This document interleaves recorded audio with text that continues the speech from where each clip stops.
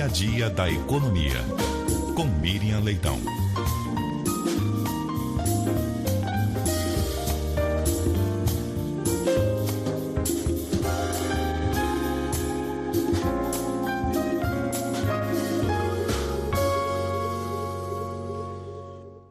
Neste momento perdemos a comunicação com a Miriam Leitão, mas o nosso assunto, já vou adiantando aqui aos ouvintes, é o título da coluna do blog de Miriam Leitão, publicado, que está no New Globo, tem o título O Inusitado Dias Toffoli.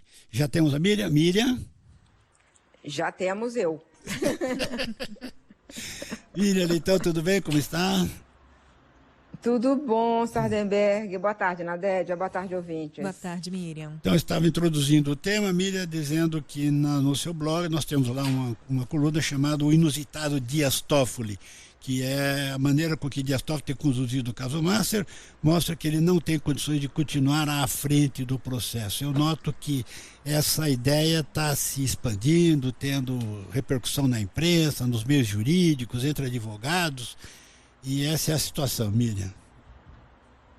Exatamente, tem muita gente falando da mesma coisa. Eu ouvi também muitas pessoas, eu analisei o assunto com pessoas que lidam com o assunto, que entendem do que está acontecendo, e procurei informações. A sucessão de medidas que o ministro Dias Toffoli tem tomado, não é que todas estão erradas. Hoje ele bloqueou os bens do Tanure, dizendo que ele é sócio oculto. Não é disso que eu estou falando do impedimento da investigação, de criar obstáculos para a investigação, de criar suspeição sobre investigadores sem dizer qual é o problema. Porque a gente viu o que ele fez quando ele determinou uma careação. A careação acabou não acontecendo, né? Porque ela, por absurda, tanta gente falou que ela era absurda que ela acabou não acontecendo.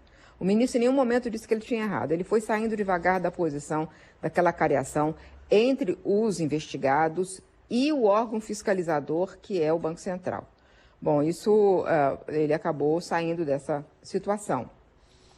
Ele chegou a mandar, na época, uma lista de perguntas grandes para serem feitas pela delegada. A delegada falou: essas não são as minhas perguntas. Então, quem vai fazer as perguntas é o ministro assistente que estava lá junto, né? Então, uma situação como essa. Agora, na sexta-feira, determinou que deu 2 dias para a Polícia Federal ouvir 11 envolvidos, tem um prazo específico. Ou fazer 11 oitivas em 2 dias é muito difícil. Além disso, tem que ser dentro do Supremo Tribunal Federal. Não pode ser na Polícia Federal, que normalmente é o caso. Na Polícia Federal é que tem que ser feito as oitivas. Eu conversei até com pessoas que explicam que é o seguinte: quando você estabelece um prazo muito curto para muitas oitivas, você não consegue cruzar as informações. Fica menos eficiente as oitivas. Então, o ministro faz isso. Ele escolheu os peritos que vão periciar todo o material que foi apreendido na Compliance Zero Fase 2. É outra coisa estranha, porque os peritos têm que estar com intimidade com o assunto, porque senão retirar o material, por exemplo, de um celular, extrair os arquivos de um celular, é simples, né? É mecânico, mas saber o que você está procurando, saber que informação é relevante, é quem está já com intimidade com a investigação. Mas não, ele escolheu 4 peritos, da confiança dele, sei lá. Ele estabeleceu o local da oitiva, o prazo para as oitivas. E isso é um desrespeito à Polícia Federal, que também tem a sua autonomia como polícia judiciária na investigação. Então, está tudo difícil. A cada momento ele cria uma nova dificuldade que obstrui, na verdade, a investigação. Então, eu acho que está na hora de se discutir esse assunto. Que motivos levam Dias Toffoli a tomar decisões tão contraditórias com o processo? Exatamente, Miriam. E qual que seria, nesse caso em particular, qual que seria a solução? Quer dizer, o caminho mais razoável? Qualquer uma das partes envolvidas pode ir à Procuradoria-Geral da República e pedir e falar que o ministro tem impedimentos. Ele tem impedimentos que ficaram claros e divulgados pela Folha de São Paulo. Os irmãos têm negócios. Eu não estou levantando suspeição sobre o ministro. Estou dizendo que talvez por causa disso, para dar mais confiança ao cidadão brasileiro, à cidadã brasileira, ele deveria se afastar. Isso a Procuradoria, se provocada, ela pode apresentar e isso seria decidido pelo plenário. Mas o ideal seria que o ministro levante em conta tudo que já foi discutido, inclusive aquela viagem que o Lauro Jardim informou.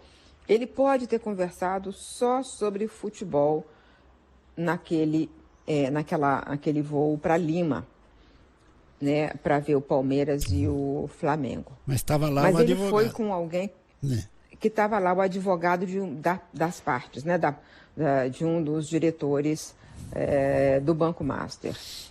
Então, aí ele está dizendo que conversou sobre futebol. Então, ele conversou sobre futebol, mas não é assim que a coisa funciona, não é na base da fé. Eu tenho fé.